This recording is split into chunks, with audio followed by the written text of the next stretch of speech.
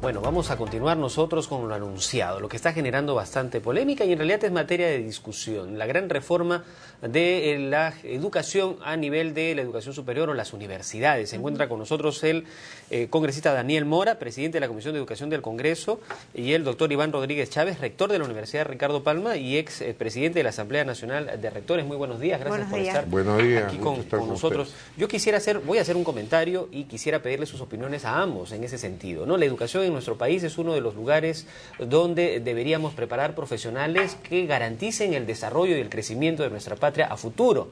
Sin embargo, encontramos una enorme cantidad de universidades en el Perú que no necesariamente, por lo menos el 80% de ellas, nos garantizan una eficiente, una efectiva y competitiva educación a los jóvenes. En muchos casos incluso se han convertido en centros de negocios donde hay que comprarle una baja pensión para tener la mayor cantidad de alumnos el mayor tiempo posible y luego entregarle títulos que no necesariamente garantizan un verdadero aprendizaje. Esa es nuestra realidad, es mi punto de vista personal. Yo quisiera trasladarles a ustedes esta inquietud y quisiera recoger la opinión de ambas partes. Congresista, en primer lugar. Bueno, lo que usted mencionó es totalmente cierto y lo percibe en la mayoría. En la última encuesta de Datum sale claramente esto reflejado. Tenemos una educación superior en general de baja calidad. Nos hemos vuelto mercachifle de la educación en muchas oportunidades. A raíz de la dación del decreto legislativo 882 se han creado cerca de 74 universidades, de las cuales hay unas cuantas que podemos rescatar, pero el resto realmente deja mucho que desear. De hace más de 10 años se trata de hacer una reforma de la educación universitaria, porque se es consciente que sin una reforma de esa naturaleza el Perú no va a poder saltar al desarrollo, es imposible. Ahora el presidente ha anunciado la industrialización del país, y si no hay personal calificado, si no hay institutos tecnológicos de alta calidad, la industria se instala donde tiene personal calificado para que pueda trabajar en esas nuevas industrias. Si no hay ingenieros, nuevos ingenieros calificados, realmente reconocidos internacionalmente, no vamos a poder asumir la tarea de industrialización. Y tenemos nosotros entonces un gran reto donde en este momento, frente a al emprendimiento que hemos realizado para esta reforma, los lobbies se están dando en todos los lugares, en todos los estamentos, ¿no? Para tratar de impedir que se dé esta ley que hace más de 10 años. Esta reforma que ahorita está en materia de discusión y que se ha aprobado parcialmente. Yo quisiera darle la oportunidad al doctor Iván, si me permite, congresista, para recoger también su punto de vista al respecto. Mire, lo que le puedo decir es que la educación peruana es deficitaria desde los orígenes de la República. ¿Y por qué? Porque el Estado nunca atendió la educación, toda la vida transfirió a los privados, toda la vida. Entonces, por eso es que lo primero que hace San Martín es crear la escuela normal para formar profesores, porque no había profesores. ¿Quiénes eran? Los sacerdotes y las personas que tenían alguna función pública, que eran indudablemente letrados. Pero ya cercanamente la universidad es hechura de la ley. Es el Estado el que ha propiciado esto. Cuando no había filiales ni autorización, ninguna universidad puso. Sale la ley y se produce un desborde. Han puesto las nacionales, las privadas, las de Lima, las de provincias, y cuando ya se produjo el desborde, entonces se tuvo que dar la ley prohibiendo la creación de filiales. Y así por el estilo. Entonces, es verdad que ahora ha ingresado el mercado a la universidad, pero no es porque la universidad lo quiera. Está la Constitución del Estado, el ordenamiento jurídico del país, entonces lo único que hacen es acogerse a eso. Acá nunca hubo la figura de la universidad empresa. Bueno, el decreto legislativo 882 lo permite, entonces por eso se llama Ley de Promoción de la Inversión Privada en la Educación. Y entonces hay todo este desborde que indudablemente no es culpa de la universidad, sino de la legislación. Ahora, el que haya un interés del Estado de poder mejorar esto no quiere decir que nosotros no queramos que esto ocurra, sino que dar una nueva ley no significa pues privarle de su autonomía a la universidad, que esa es un atributo esencial a la universidad. Donde hay universidad tiene que haber libertad. Si no hay libertad, entonces no hay universidad. Ahora, doctor Rodríguez, justamente, ¿no? Y antes de que le demos la oportunidad al congresista Mora, esta nueva normativa no sería pues la oportunidad precisa para que el gobierno central, el legislativo y los responsables ¿no? idóneos, prioritarios del tema de la educación superior se sienten a conversar y perfilen una normativa que vaya acorde a lo que necesita el país, porque ustedes dos van a conseguir, y todos los peruanos, de que en definitiva la educación superior necesita una reforma? Sí, comienza por la inversión. En tanto que no se invierta, será lo mismo, y que hasta peor, porque se va a desarticular los buenos proyectos y los buenos programas. El Estado. El primer interesado es el Estado. Entonces el Estado, por ejemplo, tenemos el Instituto Politécnico José Pardo, está totalmente abandonado, es del Estado. No hay educación técnica, es el Estado. Entonces hay una infinidad de problemas que no se le pueden atribuir a la universidad, sino que comencemos porque el Estado no cumple lo que debe de hacer. La propia ley y la Constitución establece un porcentaje de inversión para la educación, eso no se da. Hasta la fecha no se da. A la universidad, que no le debería llegar, le llega la austeridad, la restricción del gasto. Hace poquito el rector de la Universidad de San Marcos está diciendo que le están restando 20 millones. Y lo mismo están haciendo con otras universidades. Entonces, ¿cómo quieren que haga lo que no se le da para que haga? Ahora, congresista Mora, el doctor Rodríguez ha argumentado uno de los principales cuestionamientos y fundamentos que tiene quienes se oponen a esta normativa, que es el tema de eliminarles autonomía. Esto es totalmente falso. No sé de dónde saca el doctor eso. Le voy a no sé realmente dónde saca. Realmente ese es el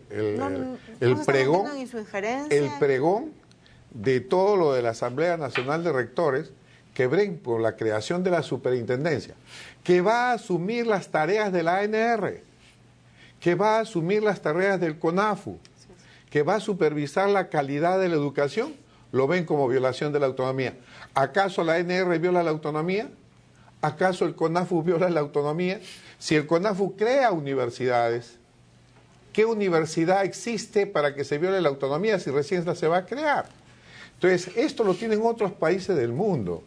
Acá lo que se trata es de ver la calidad de la educación, de ver el producto final. La universidad va a tener su libertad de cátedra, como lo dice el artículo 18, su libertad de pensamiento, expresión, libertad académica, económica, financiera. ¿Qué es lo que vamos a ver nosotros? ¿Cómo gastan, a cuánto pagan de sueldo a los rectores, que deben publicarlo según la ley de transparencia, ni siquiera la ley nuestra? ¿Cuánto le pagan a sus decanos? ¿Cuánto le pagan a sus profesores? ¿Cuánto le cobran a los alumnos? Etcétera. Y las universidades que son privadas sin fines de lucro, que según ley deben reinvertir, como su universidad, por ejemplo, ¿no? Deben reinvertir en los excedentes. ¿Quién las controla? Nadie. Acá hay universidades muy buenas, de calidad, pero que cobran más de 3.000 soles mensuales. O sea, la calidad no está dada para los pobres. La calidad está dada para los que tienen dinero. Pero hay algunos que le cobran poco y el padre dice, voy a mandar a mi hijo a una universidad privada, porque en su subconsciente colectivo piensa que es mejor que la pública. Congresista. Y pagan 250 soles o 200 soles y una calidad pésima donde le regalan los títulos. Se ha vuelto un tráfico de títulos, por eso yo le llamo mercachifles de la educación. Congresista, permitámosle al doctor Rodríguez que nos responda al respecto. El hecho de que exista una superintendencia, creo yo, podríamos hacer una especie de símil a lo que cumple Indecopi, por ejemplo, respecto de las empresas privadas que tienen total autonomía para ejercer sus oficios, pero que existe un ente que les dice, ojo, que cuando hagas tu publicidad no engañes, que cuando hagas tus inversiones que sean dentro del marco de la ley, que haya cierta garantía de un buen servicio al consumidor y cosas por el estilo. Hasta donde tengo entendido, esta supervisión tiene ese propósito, no necesariamente intervenir en la universidad. ¿Comparte usted esa filosofía, esa idea? Mire, tal como está diseñado el proyecto de ley, sí se le pone fin a la autonomía y le voy a explicar por qué. ¿Qué significa la autonomía? Que la universidad no depende del Ejecutivo, sino está bajo competencia del Legislativo. Por eso actualmente existen todos los procedimientos para corregir lo que no esté bien.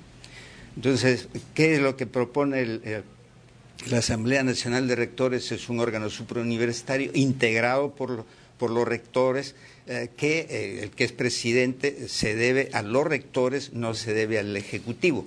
Ahora, la superintendencia primero está integrada por gentes que no son de la universidad. La universidad va a tener solamente delegados, ¿no? Representantes. En segundo lugar, van a ser nombrados con resolución ministerial o resolución suprema. La superintendencia se adscribe al Ministerio de Educación, lo que significa que entra al Ejecutivo.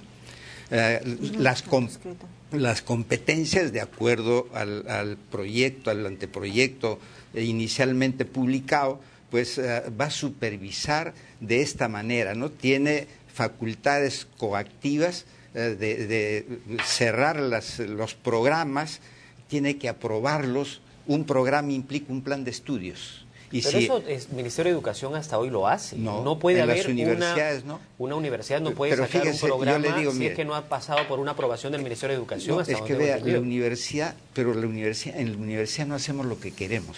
Si uno quiere poner, por ejemplo, una ingeniería informática, no inventamos, sino hay una convención internacional que tiene que haber ahí unas asignaturas que sin ellas no podríamos dar un título. ¿Pero lo valida el Ministerio de Educación? No, es que no es necesario. No es necesario. Hay una validación internacional. Los egresados de las universidades peruanas son admitidos en todas las universidades del mundo. Así escuchen. No es cierto. ¿Cómo no va a ser cierto? Actualmente tenemos reclamos en la comisión de muchachos que han ido con sus títulos a Colombia y otros países y no es aceptado su bachillerato. Entonces no es aceptado porque no reúne las condiciones internacionales para poder seguir esos cursos. ¿Por qué? Porque hay carreras, por ejemplo, ingeniería de sistemas que están dando una universidad que no quiero decir su nombre, en 3 años lo vuelve ingeniero informático. Inclusive la denominación no está acorde con el mecanismo internacional. Entonces, es un engaño. Estamos tratando acá de vender una idea que es falsa. En realidad lo que queremos es una universidad de calidad. Para que exista una universidad de calidad, se requieren unas determinadas condiciones. El CONAFU existe y se hizo justamente para que las universidades que se creen reúnan las condiciones de calidad que se exige para que funcione una universidad. CONAFU no ha cumplido, está lleno de corrupción, programas que se han hecho infinidad. Hemos visto por programas de televisión cómo funcionan esas universidades sin tener locales, sin tener profesores, sin tener laboratorios, sin tener bibliotecas. ¿Qué universidad es? Filiales que funcionan en un colegio primario en la tarde, rectores que forman parte del Consejo Directivo de la Asamblea Nacional de Rectores, que son rectores, son juez y parte. Por ejemplo, el presidente de la ANR es rector de la Universidad de Trujillo. ¿Usted sabe cuántos problemas tiene la Universidad de Trujillo? ¿Y quién lo va a resolver? El presidente de la ANR, que es rector de la Universidad de Trujillo. Y así todos. Es un club de amigos, por eso yo lo llamo quizás un poco cruel. ¿Por qué? Porque todos son rectores, ellos mismos se revisan, ellos mismos se critican y punto, y nunca dan una solución. Acá el problema es simple. Acá no se trata de que alguien le tenga cólera a la Asamblea. Lo que decimos que en 30 años no ha dado resultado alguno, ni hemos logrado una universidad de calidad. Es falso cuando se dice que esto comienza de la República. Nosotros tenemos las 6 universidades más antiguas de América. La San Marcos nació antes que Harvard. Tenemos la Universidad de Huamanga, la segunda más antigua de América, de 1600 y tantos. La del Cusco, 1692. No es cierto lo que dice el señor rector. ¿Por qué?